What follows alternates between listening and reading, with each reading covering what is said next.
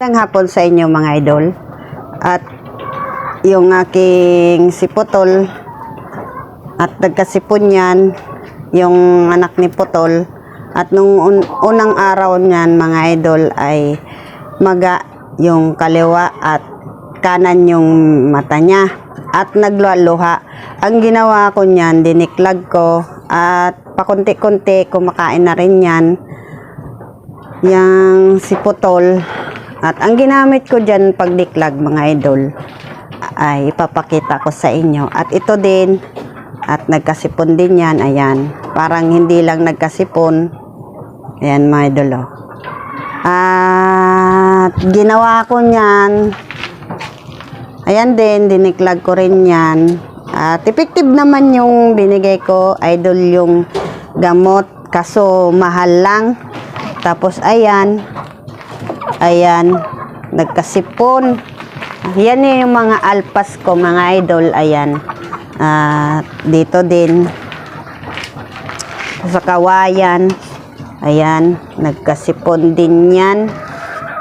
At dito din, at marami akong nalinisan mga idol na nagkasipon. At hindi naman grabe mga idol. Ayan, lumuluha yung mata niya. At ngayon ay okay na. Kumakain naman sila mga idol kahit may mga sipon. Kaso kulang yung yung gamot. Kaya bukas naman yung continue. Kasi isang bisis lang sa isang araw. Ayan din, nagkasipon din yan.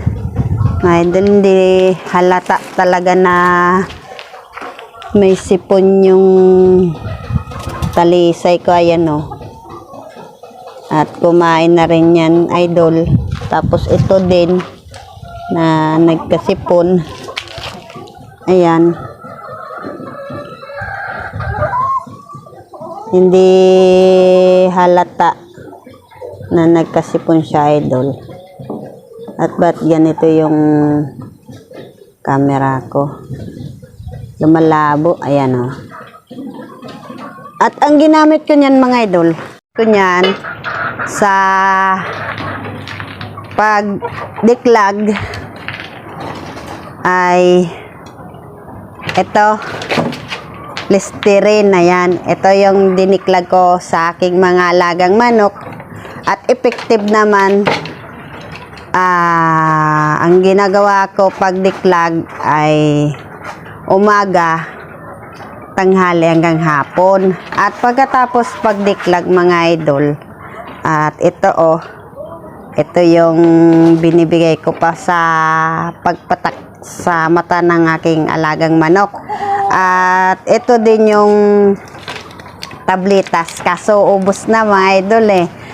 Binili lang ni daddy kanina, pinabili ko isang tablet.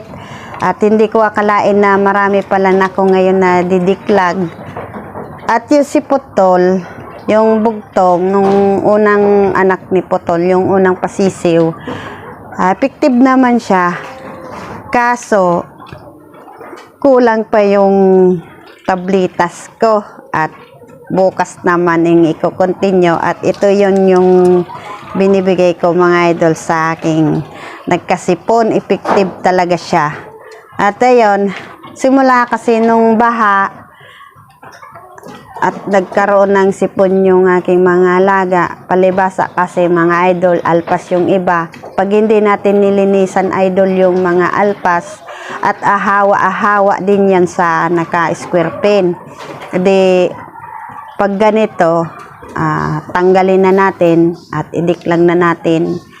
At kaso ngayon mga idol, pagdiklag ko parang hindi lang nagkasipon at kumain yung aking mga alaga. Tapos ang binigay kong painom yung vitamins, yung Progen C, kasi pan-dehydrate din yan. Maganda din yan sa ating mga alaga. Pang na kasi yan eh, pang pwede sa sisiw, pwede sa inahin, pwede sa tandang. bagong labas yan ni Excellent at maganda din yan ang Progency at pag-usapan din natin yan mga idol kasi nung simulang nagpisa yung aking magal tapos yung aking sisiw na si Bulik at maganda yung resulta ng vitamins na yon. At ngayon mga idol, ang i-share ko lang sa inyo kasi nagkaroon ng sipon yung aking mga alagang manok at ito lang yung gamit ko. At ito mga idol ay 3 times a day. At ang ginagawa ko nito mga idol, umaga, tanghali, hapon ang patak ko nito sa itong gamot na to. At hindi ko to mga idol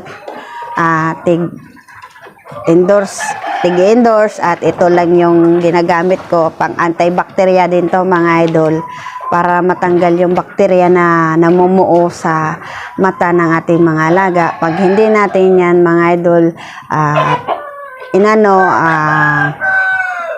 pinatay yung bakterya at babalik yan yung sipon ng ating mga alagang manok. Kaya kailangan natin matanggal yung bakterya sa katawan nila at para hindi pa balik-balik yung sipon. Kasi ako mga idol, hindi lang ako nagpo-focus sa isang gamot lang at nagpapaiba-iba akong gamit para kualin yung maganda. At kagaya nung aking una kong vlog na si Choco, ngayon simula nung yung video ko mga idol hanggang ngayon ay hindi nagkasakit si Choco. Kaya iba-iba yung ginagamit kong gamot para matanggal yung bakterya. Idol, at magandang hapon na lang sa inyong lahat, Boss Marky. At ito mga idol, at sinishare ko lang kung ano ang ginagawa ko dito sa aking munting backyard. Kaya kung bago ka pa lang sa aking channel, at please like and subscribe naman dyan sa aking munting channel para lagi kayong update sa aking video. Kaya thank you dyan sa bagong nag-subscribe at thank you dyan sa nanood sa aking munting video at maraming salamat sa inyo at ingat kayo lagi dyan at bye bye.